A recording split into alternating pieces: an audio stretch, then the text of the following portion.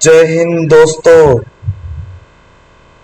હું રાય લક્કી તમારું એડ્યુ ઇંગ્લિશની અંદર હાર્દિક સ્વાગત કરું છું. આજે આપણે જોવાના છીએ પાર્ટ 2 યુનિટ 1 ચિતા સ્ટીયર્સ.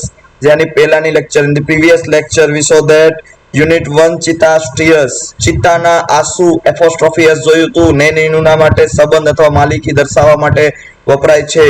ચાલો આજે આપણે પાર્ટ 2 જોઈએ કે આપણી સ્ટોરી ક્યાં અટકાણી હતી, ત્યાંથી આપણે આગળ નેક્સ્ટ જોશું. બરોબર, આપણે સ્ટોરી જોયું હતું કે ભાઈ શાનો જે છે એક વાઇઝ વ્યક્તિ હોય છે, ખૂબ જ સારો માણસ હોય તે એડીને જે છે એ શિકાર કરતા એને જાણ થાય છે.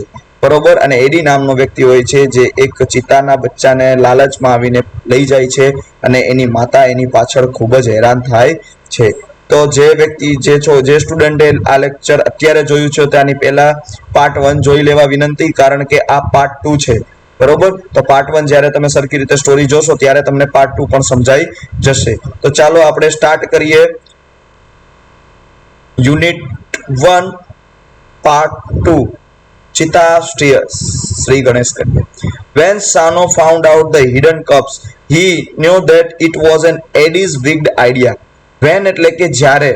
શું થશે? when એટલે કે જ્યારે. બરોબર, જ્યારે સાનો એ શોધી કાઢ્યું, found out the hidden cups. Hidden એટલે કે છુપાયેલા બચ્ચાઓ, કપ્સ એટલે કે બચ્ચાઓ. બરોબર, મેં તમને દેખાડ્યા હતા કે કપ્સ કેવા હોય. બરોબર, આ બધા બે કપ્સ છે. બરોબર, બંને બચ્ચા છે. કોના? ચિતાના. હી ન્યુ, બરોબર, એને જાણ થઈ હતી કે ધેટ ઇટ વોઝ એડીઝ વિક્ડ આઈડિયા. વિક્ડ એટલે કે દુષ્ટ, દુષ્કર્મ આઈડિયા. કોનું છે આ? તો કે એડીનું છે. કે આવું જે છે એક ખરાબ વિચાર કોને આવી શકે? તો કે આળસથી ભરેલો એડીને. હી ગોટ એંગ્રી વિથ એડી. એને ખૂબ જ ગુસ્સો આવે છે. બરોબર, શું આવે છે? ગુસ્સો. કોને? સાનોને. એડી ઉપર ખૂબ જ ગુસ્સો આવ્યો.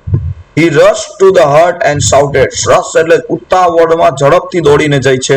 હટ એટલે કે પોતાના ઝૂંપડામાંથી. બરોબર, એનું ઝૂંપડું હોય છે એમાંથી દોડીને ફટાફટ બહાર જાય છે અને શાઉટ રાગ નાખે છે જોરથી. આઈ હેટ યુ એડી. હું તને નફરત કરું છું. બરોબર, મને તું નથી ગમતો.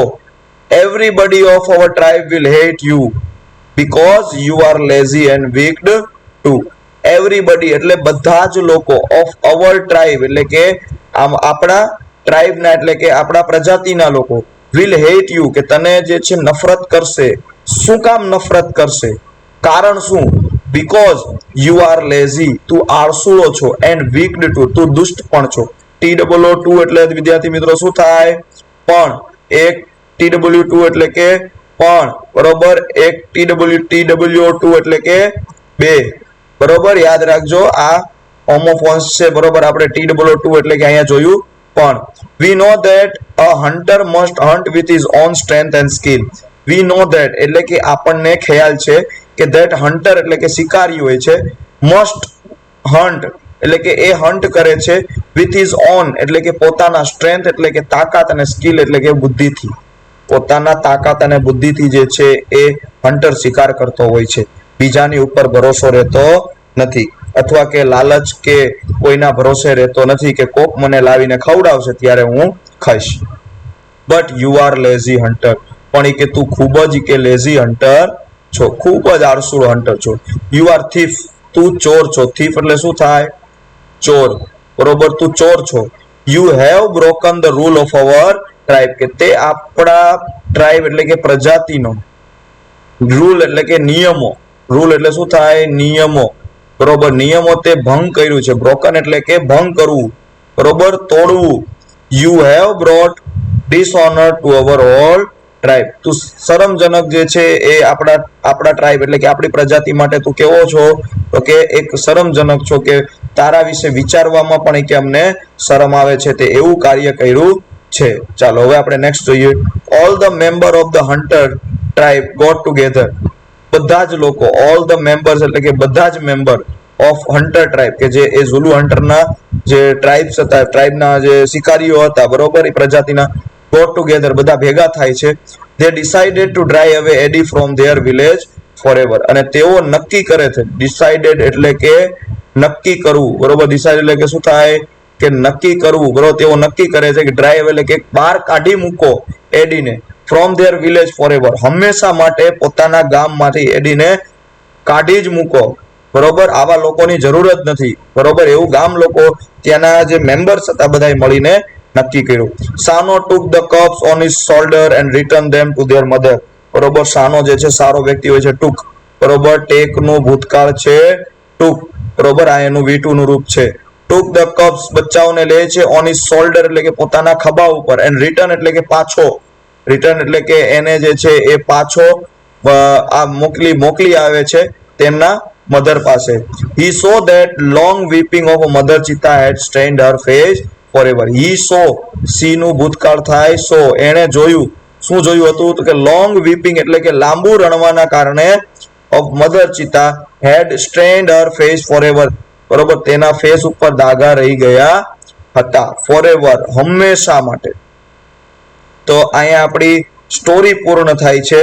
હવે આગળ આપણે જોઈએ કે અમુક ફેક્ટ્સ આપેલા છે કે જે આપણે જાણવા જરૂરી છે ચિત્તા વિશેના ફેક્ટ્સ. સૌથી પહેલા એની વિશે જાણીએ તો કે ભાઈ એની હાઈટ કેટલી હોય તો કે 100 સેન્ટીમીટર, બરોબર, 100 cms હોય. વેઇટ એટલો વજન કેટલો હોય તો કે 65 કિલો હોય છે. કેટલો વજન હોય છે? 65 kilo.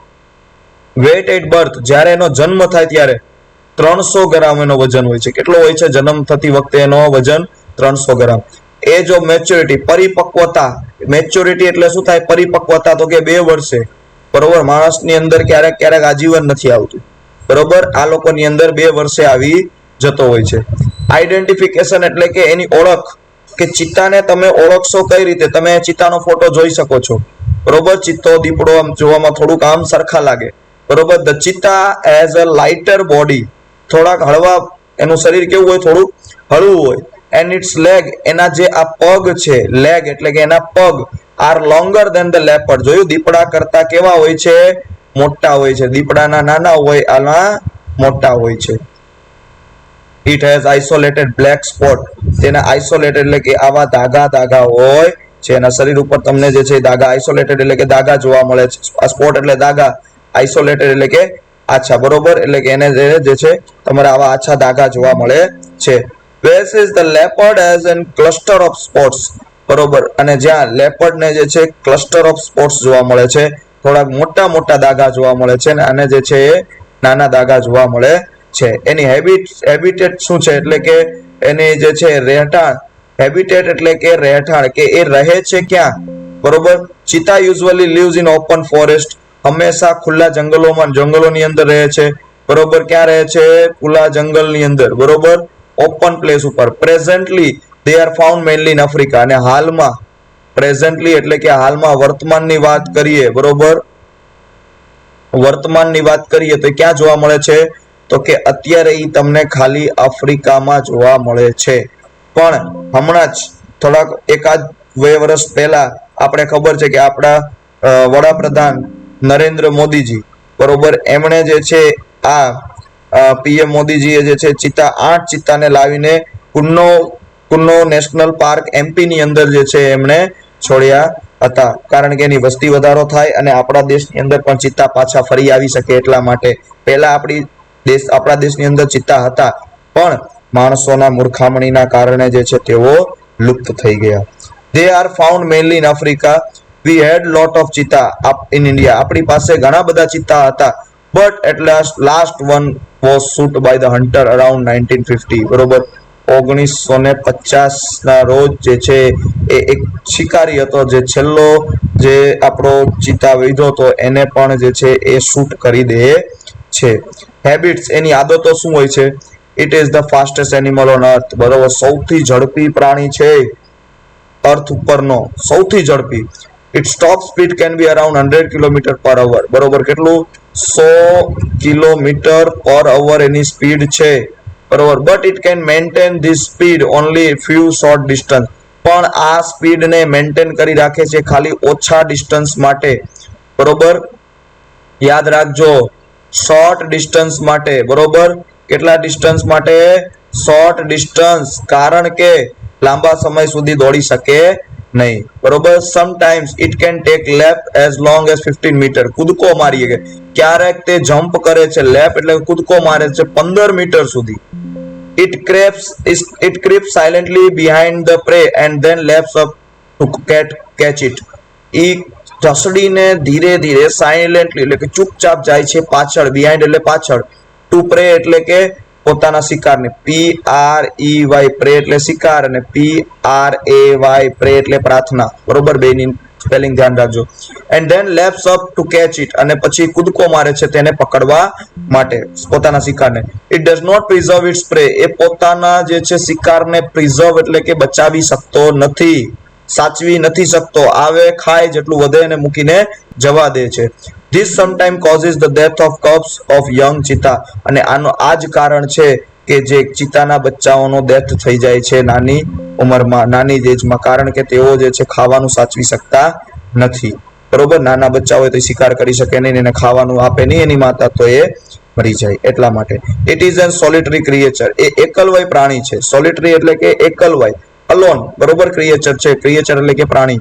It does not live in a group, તે ટોળાની અંદર રહેતો નથી. ઓર હર્ડ એટલે કે ટોળા અથવા ગ્રુપની અંદર તે રહેતો નથી. Its family separated as soon as the cubs are mature, કે એને ફેમિલી જે છે સેપરેટ એટલે કે જુદા પડી જાય છે. શું થઈ જાય છે? જુદા, બરોબર. જુદા થઈ જાય છે કે જ્યારે એના બચ્ચાઓ મેચ્યોર થાય. મેચ્યોર કેટલા વર્ષે થાય? 2 વર્ષે, બરોબર. એટલે ઈ એને છોડી દે છે. ડાઇટ એટલે કે એનું ખાવાનું શું છે?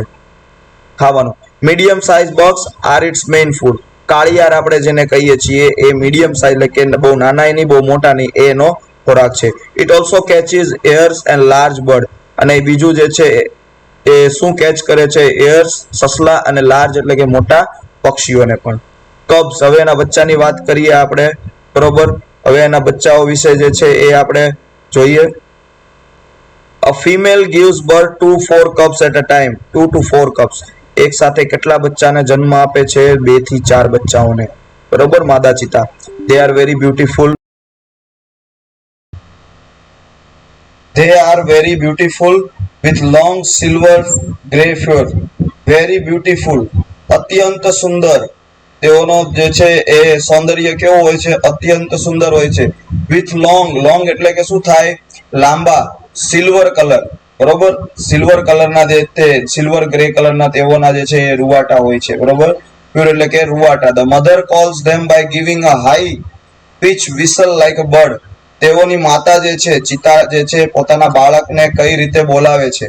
બરોબર. કોલ્સ એટલે કે તેને બોલાવવું. ધેમ એટલે કે તેઓ, એટલે કે ચિતાના બચ્ચાને. By giving them high pitch, ખૂબ જ જોરથી જે છે વિસલ જેવો અવાજ કાઢે છે, બરોબર. અને તેનાથી જે છે તેના બાળકો જે છે તેની પાસે પાછા આવી જાય છે. તો આપણે પાર્ટ 2 જે છે એ અહીંયા પૂર્ણ કરીએ છીએ. હવે આપણે નેક્સ્ટ લેક્ચરની અંદર યુનિટ 2, આપણે 9મા ધોરણની અંદર યુનિટ 2 તે જોશું, ડેન્ટલ હેલ્થ. તો ત્યાં સુધી તમે યુનિટ 1 અને યુનિટ 1 ના બંને પાર્ટ સરખી રીતે કરી નાખો. વિડીયોને તમે શેર કરો, અને તમને જે કાંઈ ડાઉટ હોય એ તમે કોમેન્ટ બોક્સની અંદર તમે દર્શાવી શકો છો. નેક્સ્ટ લેક્ચરની અંદર તમને એ ડાઉટ જે છે એનું સોલ્યુશન હું કરી આપીશ. તો હવે આપણે આ લેક્ચરને અહીંયા પૂર્ણ કરીએ છીએ. જય હિન્દ, જય ભારત.